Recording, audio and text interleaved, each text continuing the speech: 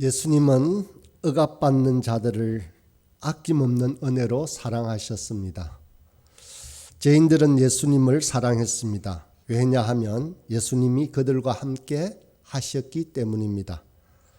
예수님은 사회로부터 배척당하는 세리나 창기와 같은 사람들과 함께 먹고 마시는 분이었습니다.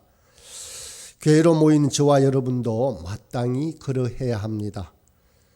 그럴 만한 자격이 없는 것을 알면서도 사랑받은 우리는 받은 사랑으로 다른 사람들을 사랑할 수 있어야 합니다. 또 우리가 연약하다고 해서 부족하다고 해서 우리 하나님과 사랑할 수 없는 것이 결코 아닙니다. 사랑은 하나님께 속했습니다. 하나님의 은혜는 우리 사랑을 강하게 만듭니다. 세상 어디에서도 결코 줄 수 없지만 교회만이 줄 수 있는 것이 그러면 무엇일까요? 노숙자를 위해 집을 건축하거나 가난한 자들에게 음식을 나누거나 기부금을 모으는 일에 꼭 교회가 필요한 것은 아닙니다.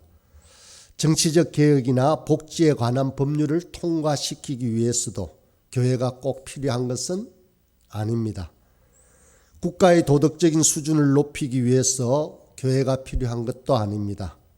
이런 일은 다른 조직이나 기관들이 충분히 해낼 수가 있습니다.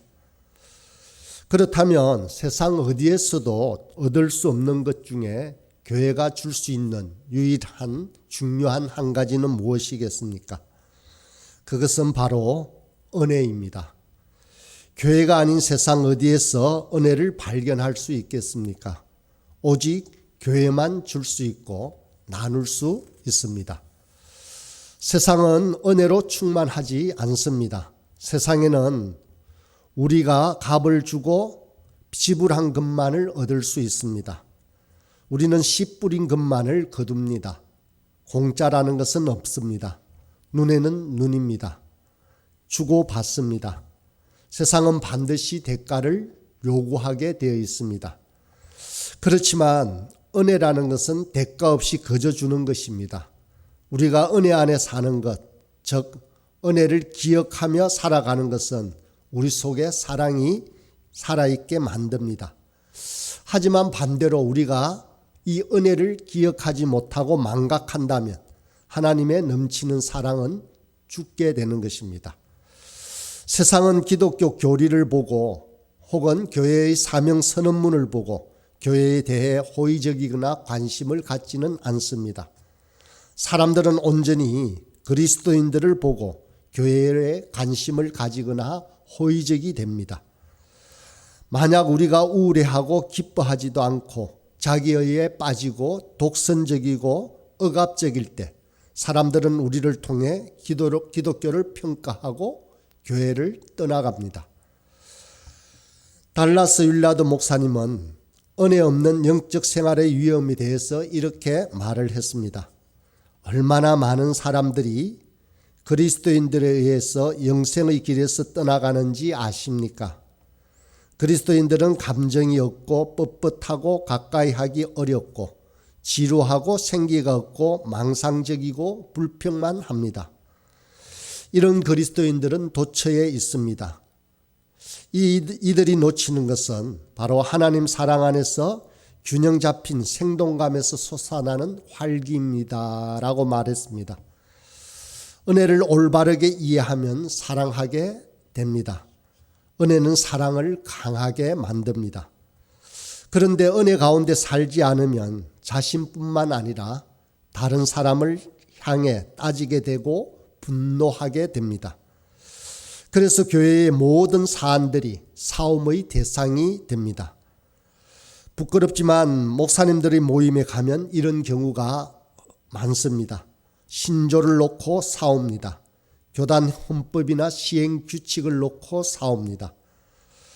또 은혜가 없는 사람이 교회에서 설교를 듣는 이유는 하나님을 만나거나 하나님 앞에서 깨어지기 위한 것이 아닙니다. 이런 사람은 설교의 결점을 발견할 수 있을까 살펴보기 위한 것입니다.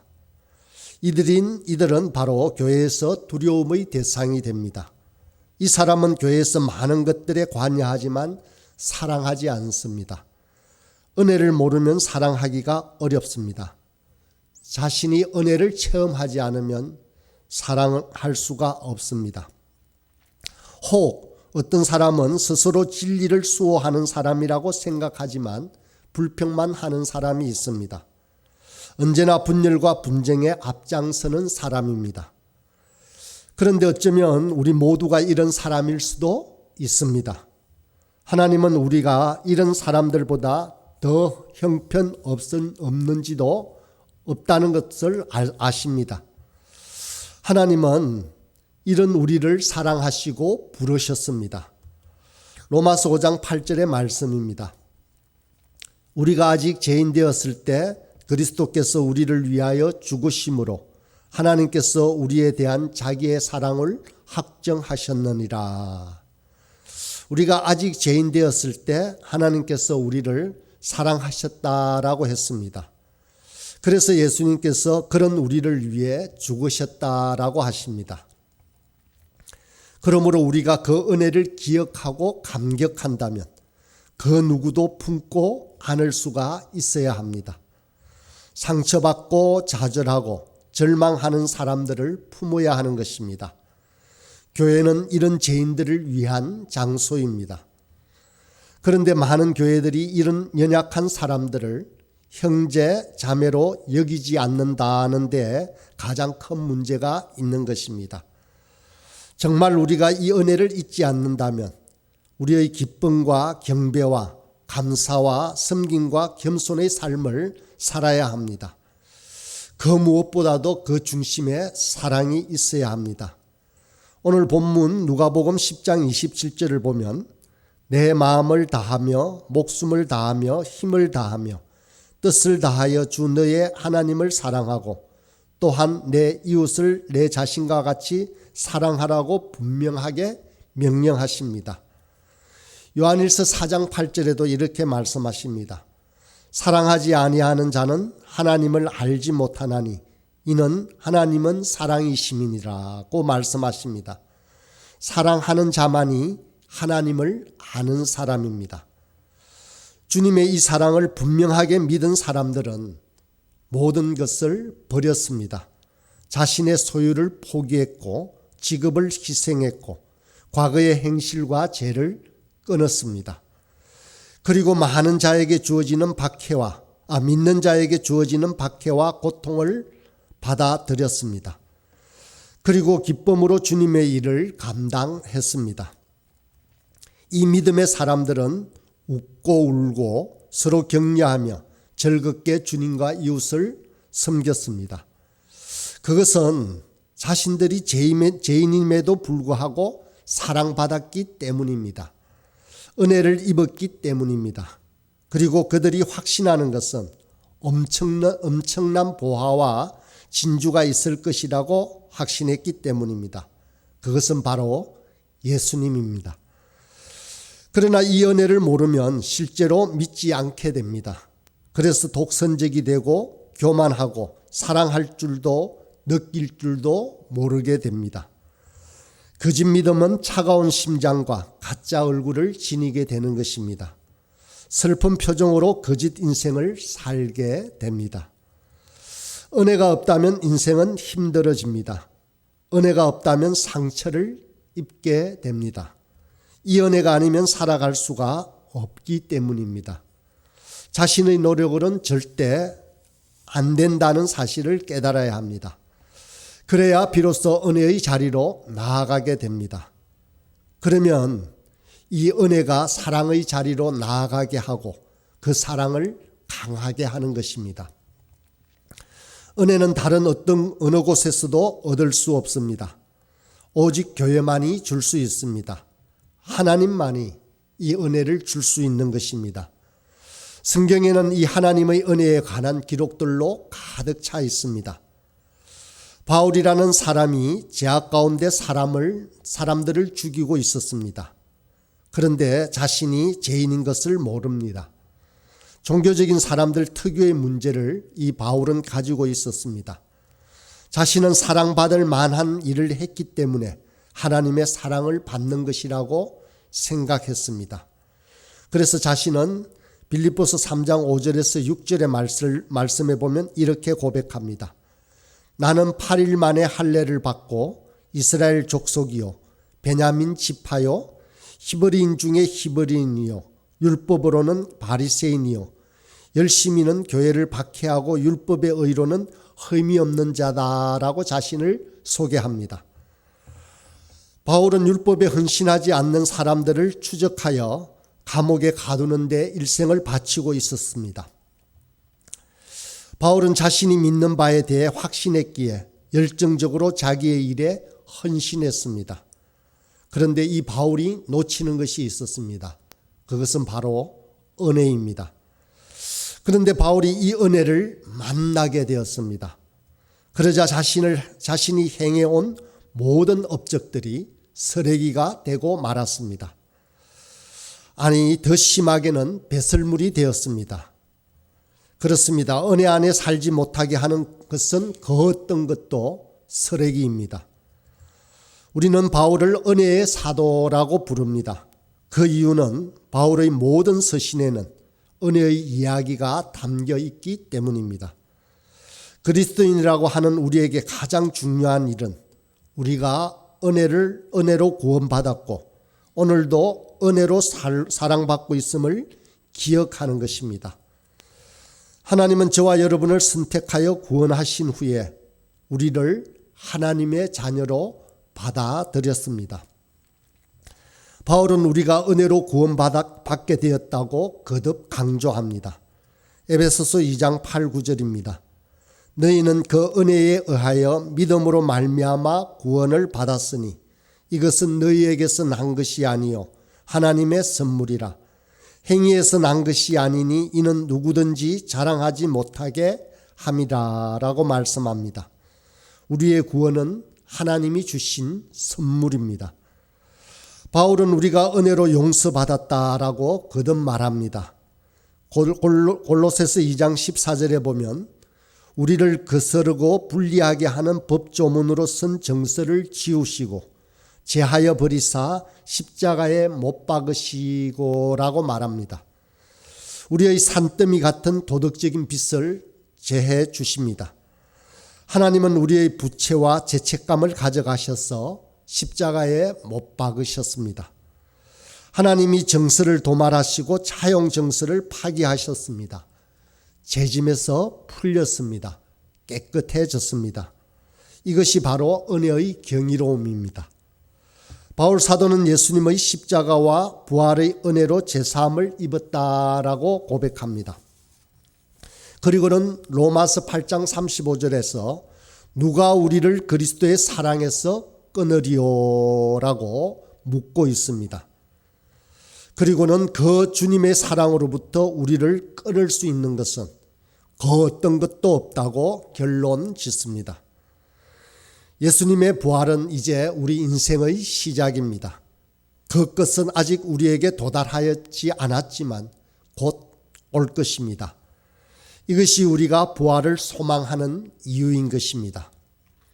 그러므로 바울 사도는 우리가 기쁨 안에서 살 수 있다라고 말합니다. 우리는 흔들리지 않는 확신을 가질 수 있습니다. 오늘, 내일, 모레, 그리고 영원히 말입니다. 우리는 모든 사람들에게 사랑을 줄 수 있습니다. 우리가 아무리 흉악한 죄인이라도 말입니다. 이것이 바로 은혜의 신비입니다. 바울 사도는 모든 편지를 너희에게 은혜가 있기를이라는 문장의 은혜로 시작을 합니다. 그리고 우리 주 예수 그리스도의 은혜가 너희에게 있기를이라는 단어로 문장으로 끝을 맺습니다. 은혜는 바울의 시작 기도이고 은혜는 바울의 축도입니다. 은혜는 시작과 마지막 축도 사이에 있는 그 모든 것이기도 합니다. 은혜는 다메섹 도상에서 바울을 땅에 엎어지게 했습니다. 또 은혜는 바울을 자기 제 앞에 무릎 꿇게 하고 그 죄를 모두 지웠습니다. 은혜는 바울을 눈멀게 했던 그 빛으로 그 눈의 비늘을 벗겨내었습니다. 은혜는 바울이 자기 교만으로 파괴되지 않게 하기 위해 바울에게 육체의 가시를 주기도 합니다. 하나님은 내 은혜가 내게 족하다라고 말씀하십니다. 바울에게 은혜는 처음이자 마지막 말이고 그 사이의 모든 것이라고 할 수 있습니다. 그런데 우리는 이 은혜를 자주 잊어버립니다. 그래서 교회 밖의 사람들이 왜 은혜로 구원받았다고 말하는 사람들로 가득 찬 교회가 그렇게 은혜롭지 못한 교회가 되었느냐고 묻게 만듭니다. 왜 한국 교회가 하나님의 은혜로 말미암은 사랑으로 가득 찬 멋진 처소로 인식되지 못하고 있는가를 우리는 스스로 자문해 보아야 합니다.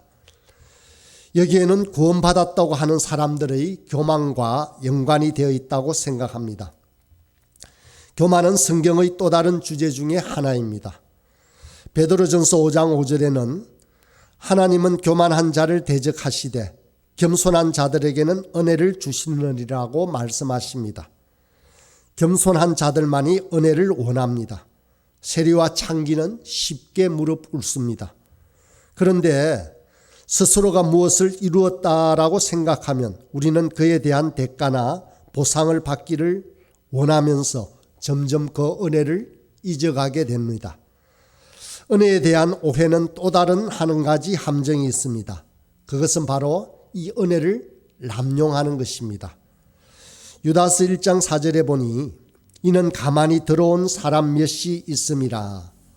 우리 하나님의 은혜를 도리어 세교거리로 바꾸고 홀로 하나이신 주제 곧 우리 주 예수 그리스도를 부인하는 자니라라고 했습니다. 은혜를 남용하여 세교거리로 바꾸는 경향은 초대교회 때부터 내려와서 현재까지 유행하는 우리 자신의 죄성입니다. 은혜는 우리가 계속 저지르는 죄악을 합리화하는 도구가 결코 아닙니다. 은혜는 반드시 아버지의 집으로 돌아오게 합니다. 그리고는 아버지와 동행하면서 살게 합니다. 은혜는 제자로 살아가는 결단이기도 합니다. 보네프는 은혜와 제자로 살아가는 것은 어떤 긴장감도 없다라고 표현했습니다. 은혜로 구원받은 사람은 제자로 살고 싶어 합니다. 은혜는 반드시 다른 순종을 가져옵니다. 은혜는 단순히 고통을 회피하기 위한 수단이 아닙니다. 하나님의 은혜는 우리의 불순종을 숨기는 핑계거리 또한 아닙니다. 은혜가 우리를 부르는 성령의 인도하심을 무시하는 수단이 되는 것 또한 아닙니다. 마지막으로 생각해 볼 것은 어떻게 우리는 항상 하나님의 은혜 안에서 살아갈 수 있을까 하는 문제입니다. 그러려면 첫째는 우리는 예수님의 십자가 가까이에 머물러야 합니다. 그러기 위해서는 순간순간 주님을 의지하고 바라보아야 합니다. 또 날마다 정직하게 스스로를 점검하고 우리의 죄와 연약한 부분을 고백하고 하나님의 용서의 말씀을 받아들여야 합니다. 십자가와 예수님의 죽음을 묵상해야 하는 것입니다. 그 다음으로 또 우리는 은혜를 베푸는 사람들 가까이에 머물러야 합니다. 우리 모두는 서로를 받아주고 환영해주고 사랑해주는 사람들이 필요합니다. 왜냐하면 우리가 살아가는 현실에는 이 은혜를 해치는 사람들도 있기 때문입니다. 이런 사람들은 서로를 판단하고 비방하면서 우리의 마음을 산산이 찢어버립니다. 은혜를 베푸는 사람은 서로가 기쁠 때 기뻐하고 슬플 때 슬퍼해 주는 사람입니다. 궁극적으로는 우리에게 특별히 은혜를 베푸시는 분은 바로 우리 예수님이십니다. 예수님은 아픈 자를 치유하시고 눈먼 자를 고치시고 죽은 자를 살리시는 은혜 그 자체이십니다. 우리는 그분 안에 머물러야 합니다. 우리의 전 의식이 예수님을 향해야 합니다. 예수님을 바라보고 의지해야 합니다. 오늘도 이 한날을 시작하는 이 아침에도 주님을 바라보며 간구하는 저와 여러분이 되기를 간절히 소원합니다.